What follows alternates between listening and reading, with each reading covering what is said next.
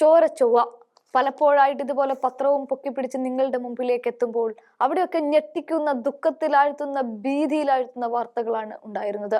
ഇന്നും അങ്ങനെ തന്നെയാണ്. ചോരച്ചൊവ്വ എന്നാണ് മാധ്യമം അതിന്റെ നടുക്കലെ പേജിലായിട്ട് മാധ്യമം അതിന്റെ അകത്തെ പേജില് കൊടുത്തിരിക്കുന്നത്. തീർന്നിട്ടില്ല, പാക് ചോരക്കളി എന്ന് മനോരമയും കൊടുക്കുന്നുണ്ട്. ഇവിടെ വാർത്ത ഇങ്ങനെയാണ്: കാശ്മീരിൽ ഭീകര ആക്രമണം, കൊല്ലപ്പെട്ടവരിൽ മലയാളികളും, 27 ടൂറിസ്റ്റുകളെ വെടിവെച്ചു കൊന്നു എന്നാണ് പറയുന്നത്.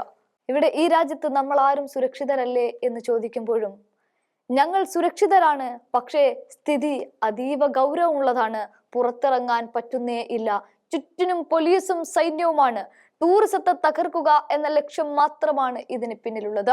ശ്രീനഗറിൽ നടക്കുന്ന നിയമസഭാ കമ്മിറ്റി യോഗത്തിൽ പങ്കെടുക്കാൻ പോയ ടി സിദ്ദീഖ് MLA വാക്കുകളാണിത്. സിദ്ദീഖിനെ കൂടാതെ MLA മുകേഷും KPA Majeed, K Aslan എന്നിവരും ശ്രീനഗറിൽ ഉണ്ട്. നമ്മൾ ആരും സുരക്ഷിതരല്ല. ഇവിടെ സൗദിയിൽ നിന്നും യാത്രകളൊക്കെ വെട്ടിച്ചുരുക്കിക്കൊണ്ട് ഭീകരർ കരുതി വെച്ച സമ്മാനം സ്വീകരിക്കാൻ രാജ്യത്തിന്റെ പ്രധാനമന്ത്രി എത്തുമ്പോൾ ഈ ഭീകരതയെ നമ്മൾ ഒറ്റക്കെട്ടായി നേരിടും എന്നാണ് ഈ രാജ്യത്തിന്റെ പ്രതിപക്ഷ നേതാവായ രാഹുൽ ഗാന്ധിയും പറയുന്നത്. അതിനു വേണ്ടിയിട്ട് സർവകക്ഷി യോഗം വരെ വിളിക്കണമെന്നും അദ്ദേഹം ആവശ്യപ്പെടുന്നുണ്ട്.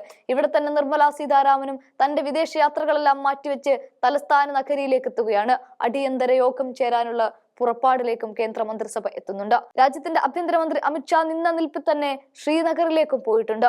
ഇന്നലെ ഉച്ചയ്ക്ക് ഏകദേശം 2:30 മണിയോടെ നടന്ന ഭീകരാക്രമണത്തിൽ ഒരു മലയാളി പോലും ഇല്ലല്ലോ എന്നാണ് നമ്മൾ ആദ്യ മണിക്കൂറുകൾ ചിന്തിച്ചത്. എങ്കിൽ ഓരോന്നോരോന്നായി പുറത്തു വന്നപ്പോൾ നമുക്ക് മനസ്സിലാക്കാൻ സാധിച്ചു ഒരു മലയാളിയും അവിടെ ഉണ്ട് എന്ന്.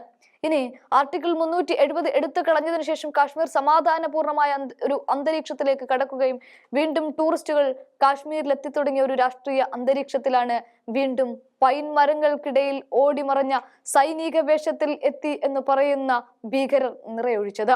കഴിഞ്ഞ ലോക്സഭാ തെരഞ്ഞെടുപ്പ് കാലത്ത് രാജ്യത്തിന്റെ ആഭ്യന്തരമന്ത്രി ചോദിച്ച ചില പ്രസക്തമായ ചോദ്യങ്ങളുണ്ട്.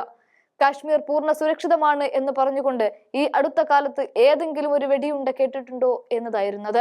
ഏറെക്കുറെ കാര്യങ്ങൾ അങ്ങനെ തന്നെയായിരുന്നു. അങ്ങനെയാണ് അവിടെ ഒരു തെരഞ്ഞെടുപ്പ് നടന്നതും ഒമർ അബ്ദുള്ള എന്ന് പറയുന്ന ഒരു മുഖ്യമന്ത്രി കാശ്മീരിനുണ്ടാവുകയും ചെയ്തത്. പക്ഷേ ഇവിടെ മതം ചോദിച്ചുകൊണ്ടെത്തിയ ഭീകരർ നിറയൊഴിച്ചത് സെക്കൻഡുകൾക്കുള്ളിലാണ്. ഭക്ഷണം കഴിച്ചുകൊണ്ടിരിക്കുമ്പോൾ തന്റെ ഭർത്താവിന് നേരെ നിറയൊഴിച്ചപ്പോൾ ആ ചോര തെറിച്ചപ്പോഴാണ് മനസ്സിലായത് അദ്ദേഹം കൊല്ലപ്പെട്ടിരിക്കുന്നു, നിറയൊഴിച്ചത് തന്റെ ഭർത്താവിനെയാണ് എന്ന്. പക്ഷെ ഇവിടെ നമ്മൾ ആരും ഞെട്ടിവിറങ്ങലിച്ച് നിൽക്കാൻ സമയമില്ല. അങ്ങനെ ഇന്ത്യക്ക് സമയമില്ല. സൈന്യം ഇറങ്ങി തിരിച്ചിരിക്കുകയാണ്. രാജ്യത്തിന്റെ പ്രധാനമന്ത്രി യാത്രകളെല്ലാം വെട്ടിച്ചുരുക്കി വിമാനം ഇറങ്ങുന്നതിന് മുൻപേ തന്നെ സൈന്യം ഇറങ്ങി തിരിച്ചു. അടിക്ക് തിരിച്ചടി എന്ന് തന്നെയാണ് രാജ്യത്തിന്റെ പ്രധാനമന്ത്രി പ്രഖ്യാപിച്ചിരിക്കുന്നത്. അതിന്റെ അടിസ്ഥാനത്തിൽ കരുത്ത് തെളിയിച്ച ഇന്ത്യൻ സൈന്യം ഇറങ്ങി തിരിക്കുമ്പോൾ പൈൻ മരങ്ങൾക്കിടയിലേക്ക് ഓടിമറഞ്ഞ സകല ഭീകരരെയും കൊന്നു വീഴ്ത്തുക തന്നെ ചെയ്യും. ഇവിടെ ആരും കൊല്ലപ്പെട്ടവരുടെ മതം നോക്കരുതേ എന്നാണ് മാധ്യമങ്ങളെല്ലാം പറഞ്ഞുകൊണ്ടിരിക്കുന്നത്. അവിടെ അവർ നമ്മുടെ സഹോദരങ്ങളാണ്. അവർക്ക് വേണ്ടി നമുക്ക് പ്രാർത്ഥിക്കാം. എന്തായാലും അടിയന്തര യോഗം തന്നെ വിളിച്ചു ചേർക്കുകയാണ് കേന്ദ്ര മന്ത്രിസഭ.